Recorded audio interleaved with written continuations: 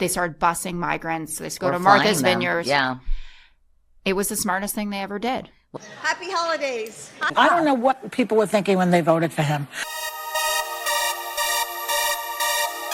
Welcome. This is the Doug TenNapel channel. You found it. Thank you guys for joining me. Thank you for watching. Will The View learn? Can Democrats like Jessica Tarlov learn? Will Jill Biden learn the most common manners and etiquette? That's what we're going to find out in this episode. My big thing now is, what do the liberals do now that they're on the outs? They have lost so decisively. Which ones are capable of learning? Because I think it's almost like a religious cult where they're so stuck on their beliefs that even though their beliefs are wrong, they'd rather die than change their beliefs. Let's take a watch together. On the immigration front, there was a tendency amongst Democrats, and especially Democrats who are discussing the issue, so people who do interviews or are part of the media, to minimize it over the first 2.5 years when there were a lot of people coming in here. And I thought that it was a stunt, you know, when they started busing migrants. They go Or to Martha's flying them. Vineyard. Yeah. It was the smartest thing they ever did. That's a huge "we'll take the win." It was the smartest thing they ever did. That was started by Governor Abbott and Ron DeSantis. They bust them up to Martha's Vineyard. All the Democrats said, no, get them out of here. We don't care if this is a sanctuary, anything, get them out of here, and expose them. And then Jessica Tarlov is giving credit that this is a brilliant marketing decision. Now that shows she's willing to learn. At the very least, giving credit to Republicans that this is part of how they won, how they beat the Democrats on their own issue. Remember, the Democrats thought they'd be able to bring all these people in from the border, and they didn't. They ended up getting exposed. We ended up marketing the idea, proving how unpopular it was. And it ended up being probably, I think it's the most significant issue in this last election, probably even bigger than the economy, because everyone really felt like the Democrats were lying about that one. So there was nothing they could do to cover it up. Well, it's interesting because I have a friend who lives in Florida, and I said, what did you think of Ron DeSantis and Greg Abbott taking some of these immigrants and moving them to northern states? And she said, I thought it was great because nobody really was paying attention before that. And I do think that this untold story was the strain on social services and communities, particularly along the border, this influx, huge influx of immigrants was having. And I think the mainstream media, however you define that these days, kind of ignored that story to its peril.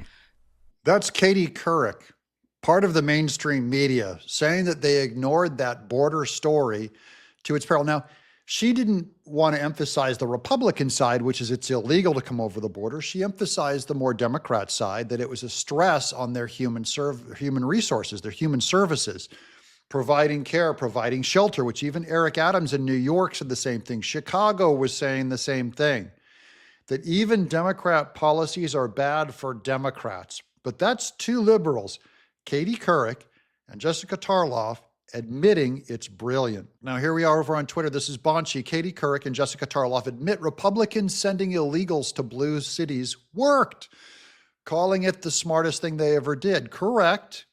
The only way to make left-wingers change is to have them suffer the results of their own policies.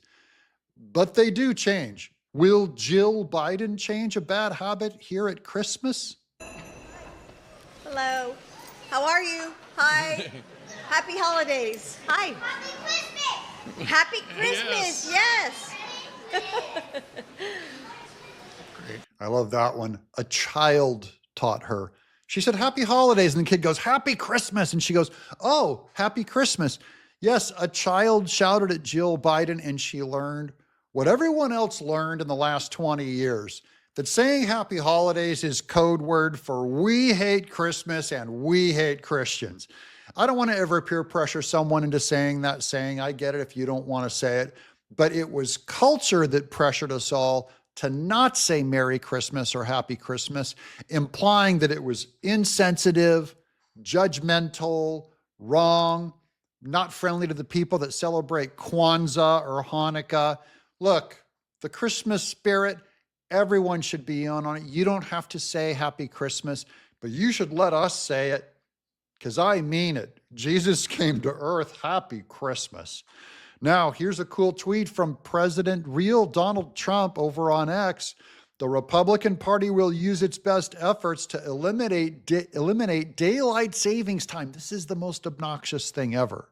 Daylight savings is terrible. It needs to be ended yesterday, which has a small but strong constituency, but shouldn't. Daylight savings time is inconvenient and very costly to our nation. Now, there's a Republican who can learn a lot faster than the Democrats. He's way ahead on this issue. Many of us also agree. You should get rid of daylight savings, but you tell us in the comments below, do you have a problem with getting rid of daylight savings? I want to find one fan in my audience who loves daylight savings. Make your case. Let's hear from you. I don't know what people were thinking when they voted for him. I mean, this one statistic really got to me. He lost, during his term, 200,000 manufacturing jobs. He lost them. Yeah. Joe Biden added more than 775,000 jobs. And people voted for Trump. I think that they have been misinformed, misled by other networks. You know, people get mad at us. They say we're one-sided here. The statistics are here. Joy Behar cares about statistics, ladies and gentlemen. No, she doesn't. Of course not. And the 700,000 jobs, it's because so many jobs were shut down during COVID that when they finally lifted the restrictions, of course, there was going to be a natural creation or amount of jobs, even though many of them were part-time, none of them were full-time, none of them were real job creation like that come back from manufacturing. I don't want to poo-poo Joe Biden's efforts if he created jobs. I don't believe it. I believe in the statistics. I don't believe Joy Behar believes in any statistics that would benefit Trump. I will believe statistics even if they benefit Joe Biden. So I don't roll out the convenient ones for me. But we all know that COVID shut down the country and a whole lot of jobs went bye-bye. And then they lifted the sanctions and all the jobs came roaring back under Biden. Okay, so we already know that massive dynamic is at play. That's not a political opinion even. I don't get it. But now, how will they, like if new jobs blow up under Trump, they're going to say, oh, those were all started by Joe Biden. But I do think it was cost of living because I think a lot of voters think of the Trump years. There were more jobs created. They think of the Trump years before COVID. So, like, if you're judging it by the Obama? No, they're thinking of the Trump years before the coronavirus came and the unemployment spiked and the economy went to free fall. And it was a time that people had more money, whether you attribute that to him or whatever you do. Obama. But that's what people were voting on. Sonny is still stuck on Obama. 8,000 years ago was Obama. And she's going, those jobs and the growing economy, that was all Obama. You're welcome to that point of view. I'm just saying that if jobs blow up, the ones that blew up under Biden, how come those aren't because of Trump, the previous administration? If Trump's jobs blew up because of Obama, the previous administration, then doesn't it follow that under Joe Biden, jobs blowing up would be under Trump? And then the next administration, to be fair, if Trump jobs blow up, it would be because of Biden. I mean, I don't believe that because you can actually see where the jobs are coming from. Sonny, in a way, is telling everyone you're wrong if you feel some kind of suffering in the last 4 years with your job, because she's saying everything is fine. Everything is fine.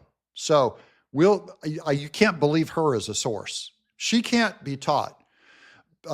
Can Ana Navarro be taught, though, about the border, which was the issue that we started with Jessica Tarlov and Katie Couric? I think they were also voting on immigration, and one of the things he says is that he's going to return all these people to the countries they came from, and he's going to make the countries take them, or he's not going to do business with those countries. Well, the countries are Cuba, Nicaragua, and Venezuela.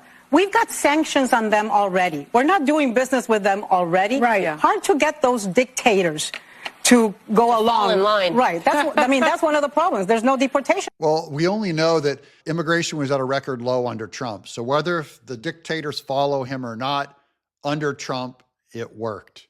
And then under Joe Biden, we only know that all the dictators ignored him and sent all their illegals here from lots of other countries than just Cuba, guys. They were from all around the world. But Ana Navarro is going to poo-poo Trump's plan until it works. And then what excuse will they give? They'll go, oh, Biden, he was probably going to fix the border anyways. You guys could tell me, what excuses will they give as everything succeeds under Trump, let's say in the next 2 years? What will they say? Make your predictions and lock them in now in the comments below.